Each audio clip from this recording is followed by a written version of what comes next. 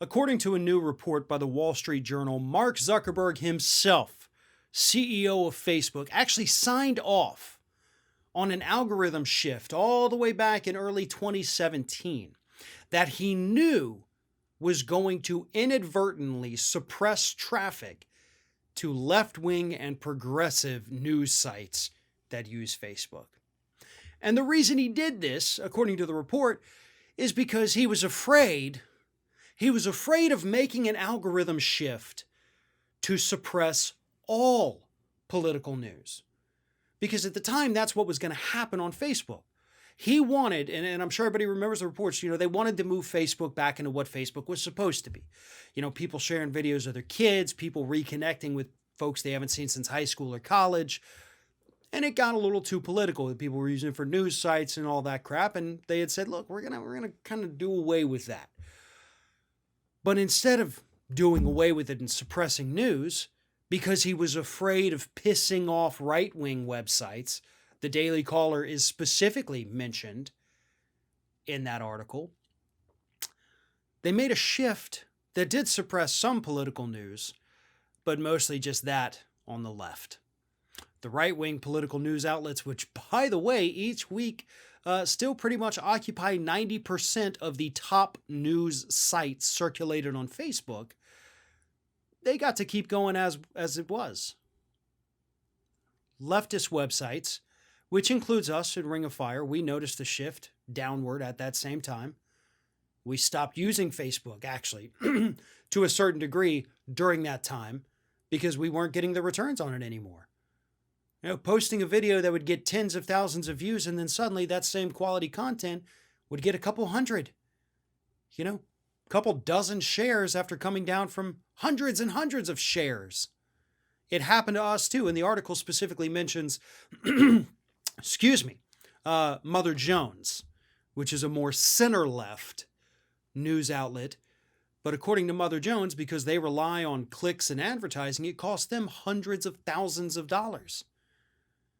Meanwhile, those clicks instead went to the conservative websites. And that's one of the reasons Facebook has become one of the largest sources of fake news in the country. Because they suppressed real news. And I'm sorry, folks, but there is no comparison between the lies that come out of right-wing media and what comes out of left-wing media. Because you may not like it on the left, it has a political bent, and sometimes the opinions can be a little off, but the facts are facts. Left-wing websites have those. Right-wing websites simply do not. As somebody who's been in this industry for over a decade and a half, I can promise you that. I see it. I've read it. I've had to go through it. I do it every day. It's fabrications. It's pure fabrications. And Facebook was so afraid of them that they said, we're going to suppress real news because it has a leftist bent, because reality has a liberal bias, and we're going to help promote these right-wingers. Something that to this day still happens. It still happens to this day. And in spite of that, these right-wing crybaby snowflakes are still out there demanding congressional hearings saying, Facebook's not sharing my stuff. Oh, woe is me. No, Facebook is. It's just that maybe some people are waking up to the fact that you're putting out garbage. And most people, don't want to click on garbage. There's plenty of people who do. They know it's fake, they know it's false, but it confirms their long-held beliefs, so they click on it anyway. This is sick. And Facebook has to be taken to task for this. And if this was happening the opposite way around, I would be saying the exact same thing here. Because Facebook should have no role in who gets promoted and who gets suppressed.